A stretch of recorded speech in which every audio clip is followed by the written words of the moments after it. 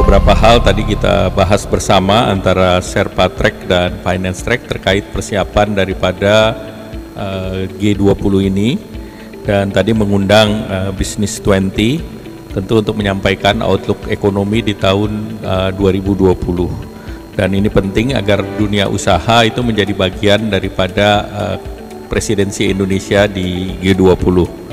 Nah, selanjutnya tentu beberapa catatan dari penyelenggaraan presidensi G20 dan arahan Bapak Presiden terhadap 3 sektor, yaitu arsitektur kesehatan global, dan tentunya diharapkan ini bisa ada langkah-langkah konkret dalam bentuk piloting ataupun sebagai project yang bisa dihasilkan di dalam kepemimpinan Indonesia di G20. Kemarin salah satu dengan PMI, beberapa hal yang penting juga dalam penanganan COVID itu adalah selain vaksinasi adalah terapeutik. Nah, salah satu terapeutik yang kemarin dibutuhkan adalah terkait dengan fraksionalitas dari darah, di mana ini kita ketahui selama pandemi COVID ada kebutuhan IG yang tinggi. Dan ini sebetulnya dari plasma darah bisa diproduksi, dan demand ada, supply dari plasmanya ada, tinggal tentunya dari sektor perizinan, di mana perizinan itu sudah ada payung hukumnya, dan dari Kementerian Kesehatan diharapkan bisa melakukan deregulasi di sini, sehingga IG yang selama ini kita tergantungan impor tinggi itu bisa dikurangi. Demikian pula untuk vaksinasi. Diharapkan tahun depan vaksin merah putih bisa membuat hasil yang bisa dirasakan oleh masyarakat, dan negara-negara dengan penduduk lebih dari 100 juta tentu sewajarnya memiliki pusat vaksin, dan tentunya kita berharap ke depan juga Indonesia bisa menjadi bagian dari itu. Kemudian yang terkait dengan transformasi ekonomi berbasis digital tadi sudah disampaikan oleh Menteri Keuangan, di mana tentu kita mendorong program-program yang selama ini dilakukan.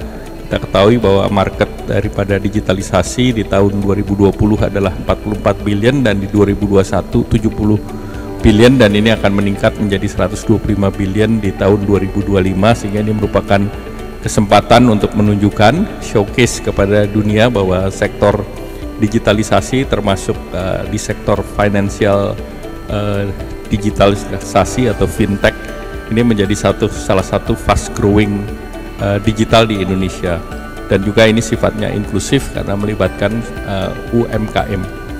Selanjutnya terkait dengan transisi energi, diharapkan juga ada piloting project itu untuk mendorong renewable agar porsinya lebih tinggi, demikian pula infrastruktur dukungannya termasuk bicara mengenai transmisi dan juga jenis-jenis daripada renewable yang akan didorong, tidak hanya berbasis yang non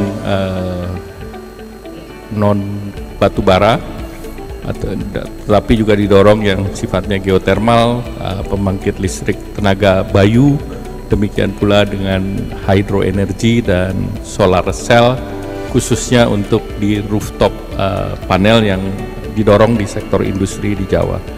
Nah, ketiga proyek tersebut diharapkan bisa menghasilkan sesuatu yang pro rakyat, konkret, dan dapat diterapkan. Dan selanjutnya tentu sinergi antara dunia usaha dan swasta ini menjadi satu hal yang penting, karena ini kita berharap terjadi pemberdayaan perekonomian termasuk dari UMKM. Nah, tentu kita juga mengapresiasi berbagai engagement group, dan dalam hal ini yang tadi kita adakan rapat adalah melibatkan unsur Kadin Apindo, BUMN dalam forum B20 yang merupakan bagian dari keberadaan Kadin di dalam kegiatan ini. Demikian, terima kasih. Wassalamualaikum warahmatullahi wabarakatuh.